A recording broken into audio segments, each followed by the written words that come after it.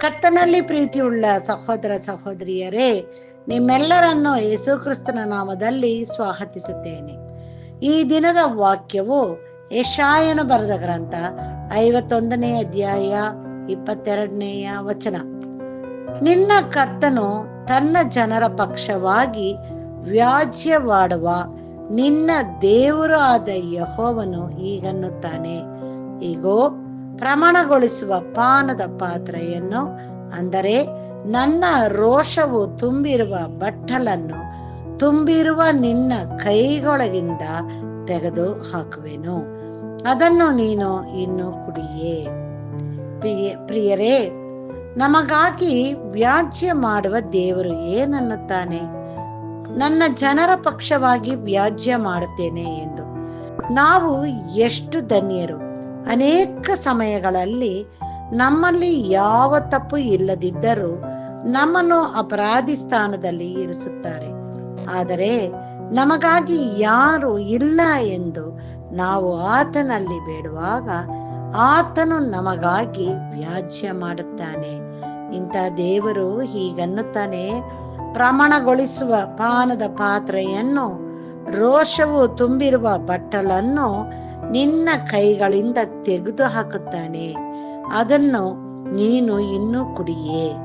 ಹೌದು, ನಮಗಾಗಿ ವ್ಯಾಜ್ಯ ಮಾಡುವ ನಮ್ಮ ತಂದೆಯಾದ ದೇವರು ನಮ್ಮ ಕೈಗಳಲ್ಲಿರುವ ಎಲ್ಲವನ್ನು ತೆಗೆದು ನಮ್ಮನ್ನ ರಕ್ಷಿಸಿ ನಡೆಸುತ್ತಾನೆ. ಪ್ರಿಯರೇ, ನಾವು ಕ್ರಿಸ್ತನನ್ನು ಆತನ ರಕ್ತದಿಂದ ನಮ್ಮ ಪಾಪಗಳನ್ನು ತೊಳೆದು ಶುದ್ಧಿಗೊಳಿಸಿ ಆತನೊಂದಿಗೆ ನಡೆಯುವ ಅನುಭವವನ್ನು ಹೊಂದಿಕೊಂಡರೆ ತಂದೆಯಾದ ದೇವರು ನಮಗಾಗಿ ನಮ್ಮ ಪಕ್ಷವಾಗಿ ವ್ಯಾಜ್ಯ ಮಾಡುತ್ತಾನೆ ಮತ್ತು ನಮ್ಮನ್ನು ಅನುದಿನವೂ ಆತನು ಕೃಪೆಯಿಂದ ನಡೆಸುತ್ತಾನೆ. ಪ್ರಾರ್ಥಿಸೋಣ. ನಮ್ಮನ್ನು ಬಹಳವಾಗಿ ಪ್ರೀತಿಸುವಂತ ನಮ್ಮ ತಂದೆಯೇ, ಈ ದಿನದ ವಾಕ್ಯಕ್ಕಾಗಿ ಸ್ತೋತ್ರ ಮಾಡುತ್ತೇವೆ.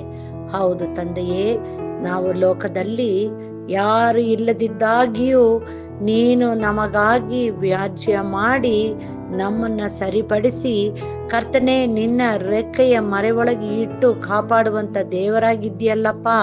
ಅದಕ್ಕಾಗಿ ನಿನಗೆ ಸ್ತೋತ್ರ ಸ್ವಾಮಿ. ನಮ್ಮ ಆಯುಷ್ಯನ ಒಂದು ದಿನವನ್ನು ಹೆಚ್ಚು ಮಾಡಿ ನಮ್ಮನ್ನ ನೀನು ಕಾಪಾಡಿದೀಯಲ್ಲಪ್ಪ. ಅದಕ್ಕಾಗಿ ನಿನಗೆ ಸ್ತೋತ್ರ ಸ್ವಾಮಿ. ನೀನು ಕೊಟ್ಟಂತ ಆಯುಷ್ಯನ ದಿನಕ್ಕಾಗಿ ನಿನ್ನನ್ನು ಕೊಂಡಾಡುತ್ತೇವೆ ಸ್ವಾಮಿ. ನಾವು ಇರುವ ಕಾಲಗಳಲ್ಲಿ ಅನೇಕರನ್ನು ನಿನ್ನ ರಾಜ್ಯಕ್ಕೆ ಸೇರಿಸುವಂತವರಾಗಿ ನಿನ್ನ ಸನ್ನಿಧಾನದಲ್ಲಿ ಬಂದು ನಿಲ್ಲುವಾಗ ನಾವು ಸಂತೋಷದಿಂದ ನಿಲ್ಲಲಿಕ್ಕಾಗುವಂತೆ ನಮ್ಮನ್ನು ನೀನು ನಡೆಸು ಎಂಬುದಾಗಿ ನಿನ್ನಲ್ಲಿ ಬೇಡುತ್ತೇವೆ. ನಿನ್ನ ವಾಕ್ಯದಿಂದ ನಮ್ಮನ್ನು ತುಂಬಿಸು ಸ್ವಾಮಿ. ನಾವು ಮತ್ತೊಬ್ಬರ ಇತರ ಮಾತನಾಡುವಾಗ ನಿನ್ನ ವಾಕ್ಯವನ್ನು ಹೇಳುವಂತವರಾಗಿ ಜೀವಿಸ್ಲಿಕ್ಕಾಗುವಂತೆ ಸಹಾಯ ಮಾಡು. ಈ ದಿನದ ವಾಕ್ಯವನ್ನು ನೀನು ನಮಗೆ ಆಶೀರ್ವಾದವಾಗಿ ಕೊಟ್ಟಿದ್ದೀ. ಅದಕ್ಕಾಗಿ ನಿನಗೆ ಸ್ತೋತ್ರ ಕರ್ತನೆ.